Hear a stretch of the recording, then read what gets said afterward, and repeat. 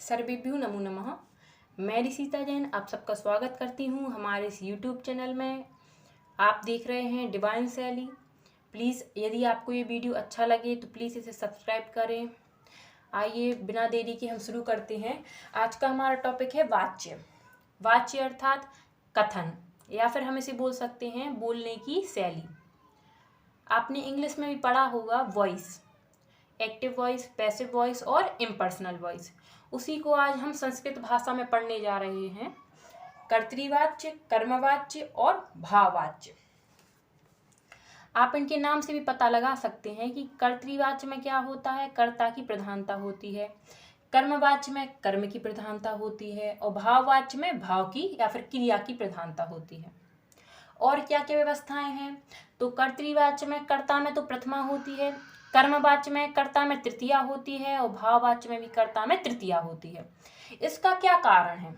अभी तक आपको बताया गया कि कर्ता में कहीं पर प्रथमा लगा दो, कर्मवाच्य में कहा गया कि कर्ता में तृतीया लगा दो। इसका क्या कारण है, क्यों लगाएं हम?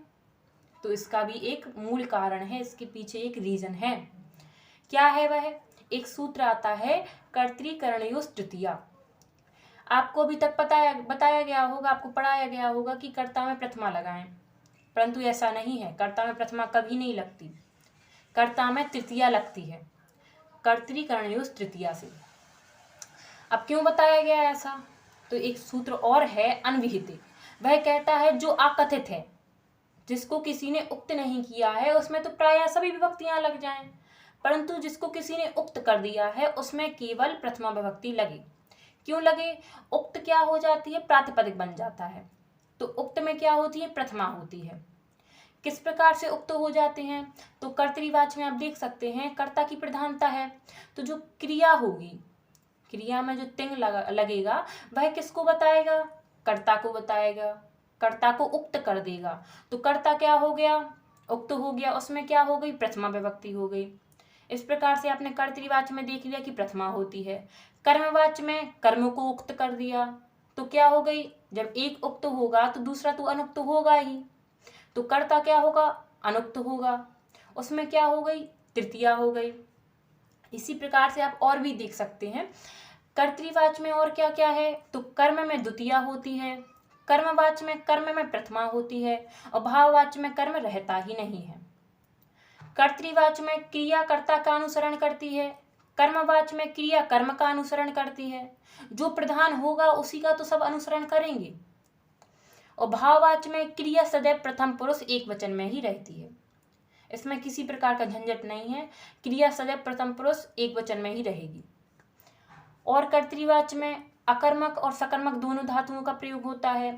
धातु परस्मै पद और आत्मनेपद दोनों में चलती हैं। और कर्मवाच्य में जबकि धातु क्या होती है, आत्मनेपद में चलती है और सकर्मक धातुओं का प्रयोग होता है जिसमें कर्म होता है। भाववाच्य में अकर्मक धातुओं का प्रयोग होता है। आप आगे देख सकते हैं कि कर्तृवाच्य को बताने के लिए एक श्लोक दिया गया है।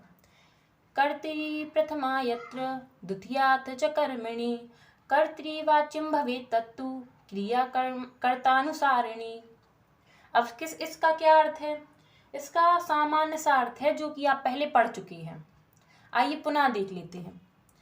कर्तृवाच्य में कर्ता में तो क्या होती है, प्रथमा होती है, कर्म में द्वितीया होती है और जो क्रिया होती है वह कर्ता का अनुसरण करती है। किस प्रकार से अनुसरण करती है? क्या उसके पीछे पीछे चलती है? नहीं नहीं, ऐसा नहीं है।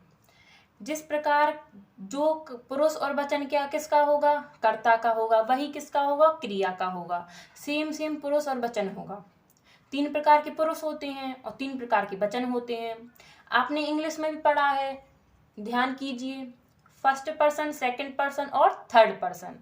फर्स्ट पर्सन कौन होता है? जो कहता है, जो बोल रहा है। अभी मैं क्या हूँ, फर्स्ट पर्सन हूँ, आप सुन रहे हैं, आप क्या हैं, सेकंड पर्सन है।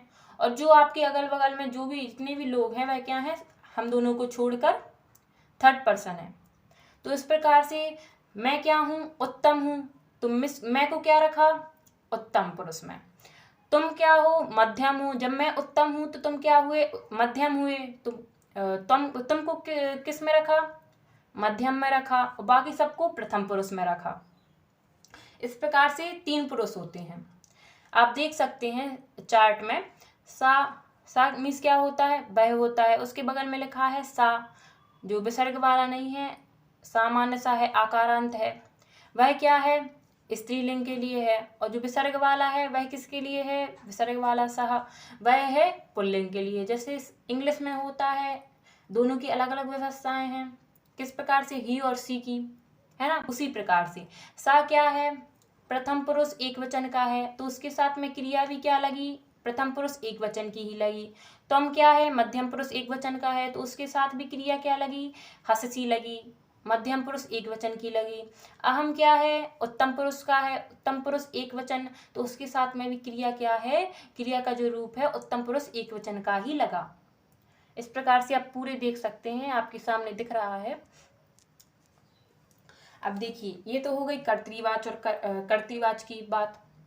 अब कर्मवाच्य और भाववाच्य में क्या व्यवस्थाएं हैं, उसका भी तो पता होना चाहिए। तो हमने सबसे पहले देखा था कि कर्मवाच्य और भाववाच्य में कर्ता में तृतीया होती है, तो उनकी तृतीया के रूप कैसे हैं, किस प्रकार से बनते हैं। तो सा का बनता है तेन और सा का बनता है तया। इन दोनों का द्विवचन में क्या चलता है, द्विवचन में क्या बनते हैं, तो ताभ्याम ताभ्याम। और बहुवचन में ते का क्या बनता है, ते का बनता है तई और ता का बनता है ताभी। त्वया, त्वया किसका है, त्वम का है। आवाम का क्या युवाम का क्या बनता है, युवाभ्याम। और यूयम का क्या बनता है, युष्माभि। अहम का क्या बनता है, तो मया। और आवाम का क्या बनता है, तो आवाभ्याम। और वयम का क्या बनता है, तो अस्माभि। इस प्रकार से आपके सामने चार्ट है, इसकी मदद से आप सेंटेंस बनाइए जितने हो सके। तो अब देखिए, अब दो और आप क्या देख सकते हैं, श्लोक देख सकते हैं। वो किसके लिए हैं, तो एक तो है कर्मवाच्य को डिफाइन करने के लिए और एक तो है भाववाच्य के लिए। अब कर्मवाच्य वाला हम देखते हैं।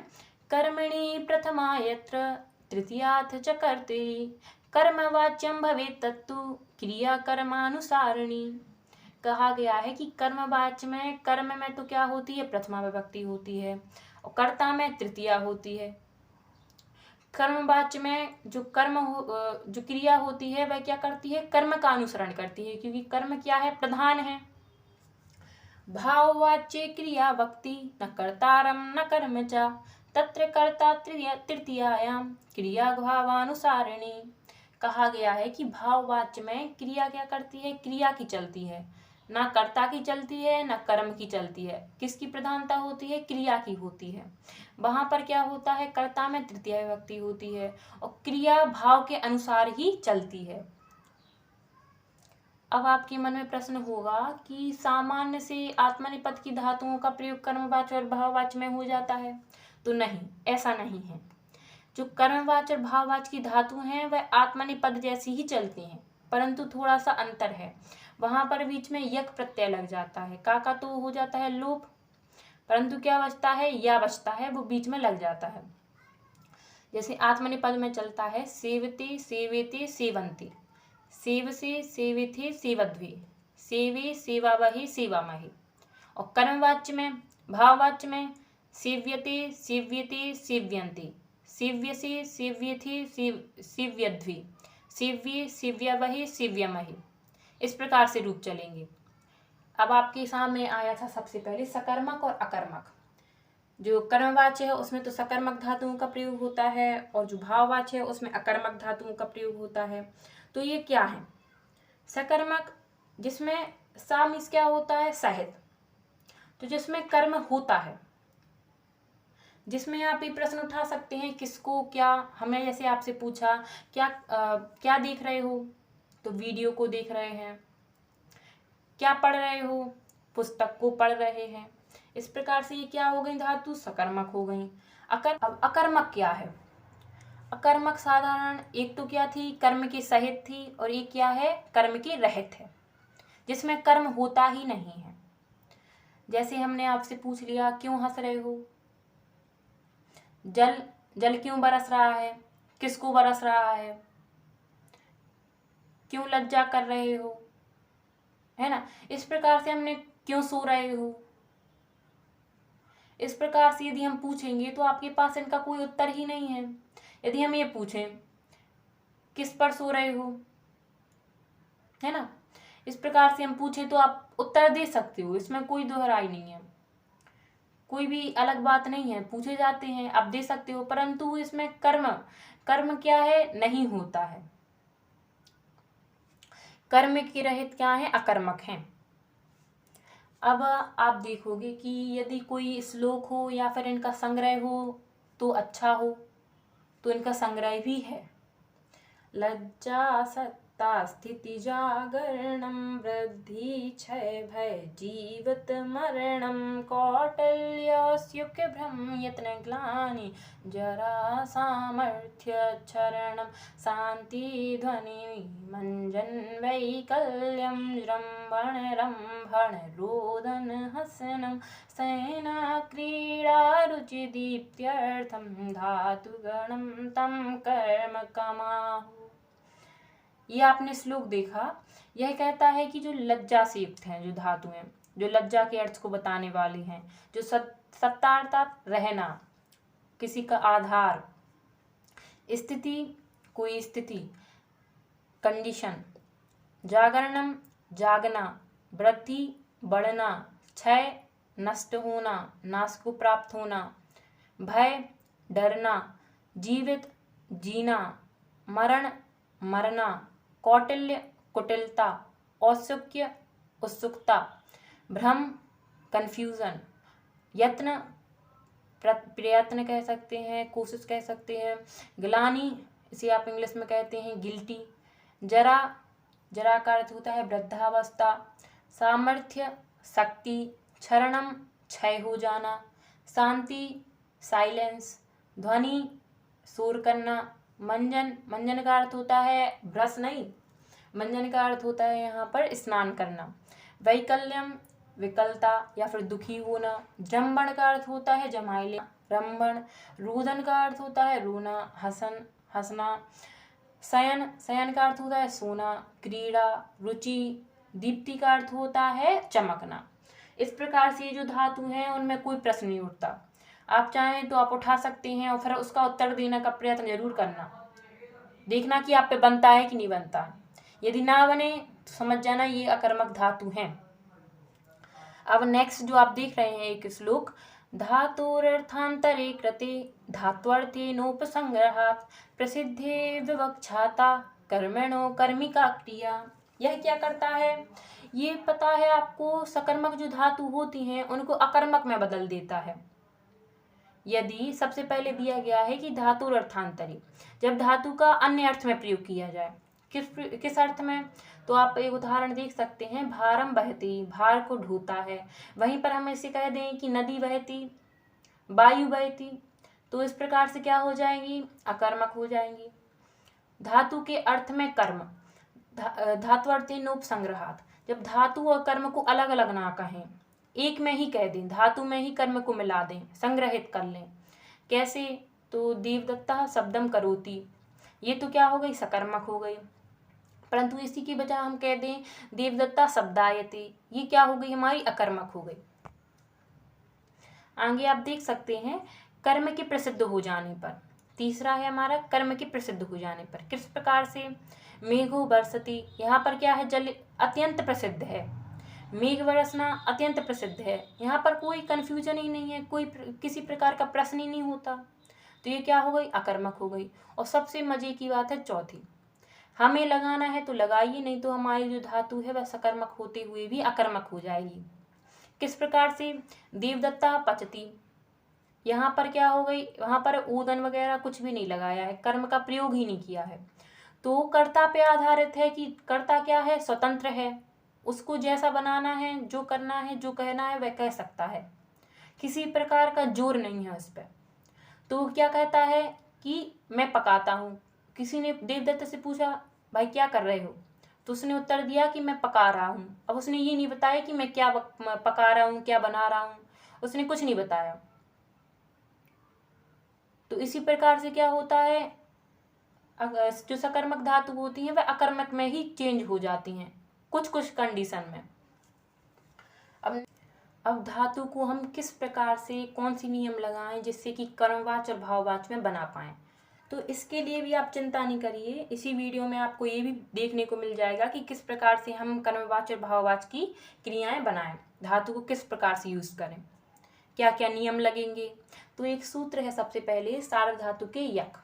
इससे क्या लगता है, यक जो प्रत्यय है वह बीच में लग जाता है, उसके का तो लोप हो जाता है, या शेष बचता है वह लग जाता है। किन लकारों में, तो सार्वधातुक लकारों में। लट में लग जाएगा, लूट में लग जाएगा, लंग में लग जाएगा, विधिलिंग में लग जाएगा, परंतु लिट में नहीं लगेगा। लिट में क्यों नहीं लगेगा, क्योंकि वह क्या है, सार्वधातुक नहीं है। उसमें क्या लगेगा, इस्यते या फिर स्यते लग जाएगा। आप जैसे देख सकते हैं, गम, गम्यते, गम्यताम, अगम्यत, गम्येत, गमिष्यते, इस प्रकार से बन गए। वैसे तो लकार कितनी होती हैं, 10 प्रकार की होती हैं। उनमें क्या, ये आपके ऊपर जो दिए गई हैं, लट, लोट, लंग, विधिलिंग, आप मुख्यतः 5 में ही प्रयोग करते हैं, सबको पता है। 10 में तो कोई नहीं करता होगा। यदि आप करते हैं तो कमेंट बॉक्स में जरूर बताएं। देखिए कौन कौन सी लकार होती हैं, तो लट, लिट, लुट, लोट, लेट, लंग, लिंग, लुंग, लिंग। जो लेट होती है वह तो वैदिक साहित्य में प्रयोग होती है, और जो लिंग होती है उसमें 2 प्रकार होते हैं, 2 भेद होते हैं, तो आशीलिंग और एक विधिलिंग। आशीलिंग और विधिलिंग, तो इस प्रकार से 10 हो जाती हैं, और आपको 5 का ही अभी आपके पास काम है, आपको 5 को ही यूज करना है। तो 5 में से लिट का क्या होगा, इस्यति या फिर स्यति लगेगा, बाकी सब में या जरूर लगेगा।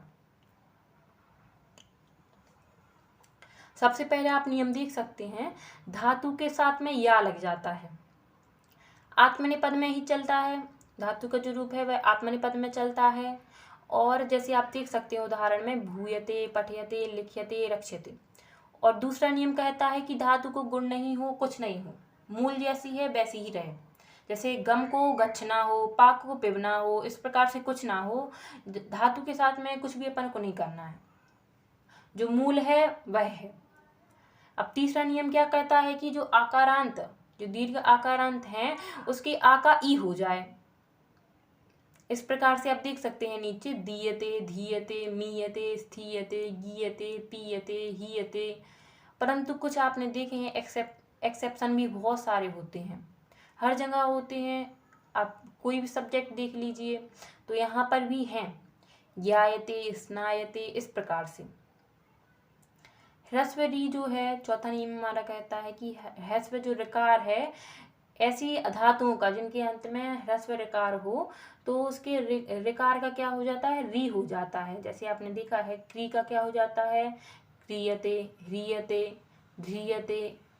परंतु जो स्मृ है, स्मरण करने के लिए जो धातु है, उसका स्मर्यते रूप बनता है। दीर्घ ऋकार हो तो फिर क्या करें, तो उसका इर हो जाएगा, और पवर्ग प्रारंभ में हो तो फिर और हो जाएगा। आप जैसे देख सकते हैं, ग्री का क्या हो गया, ग्रीयते, त्री का तीर्यते। और जैसे आप देख सकते हैं कि परंतु जो पवर्ग प्रारंभ में हो तो क्या, और हो, तो आप देख सकते हैं प्री का क्या हो गया, पूर्यते हो गया।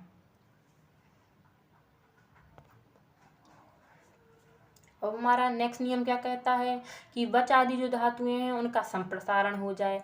अब संप्रसारण क्या है, सबसे बड़ी समस्या। तो आपने एक सूत्र पढ़ा होगा कि इको यणची, इको क्या हो जाए, यण हो जाए। तो यहाँ पर क्या करना है, हमें उल्टा करना है, यण को इक करना है। अब जो यण है, यण में बा आता है कि नहीं, ऊ को बा करते हैं तो बा को ऊ कर देंगे।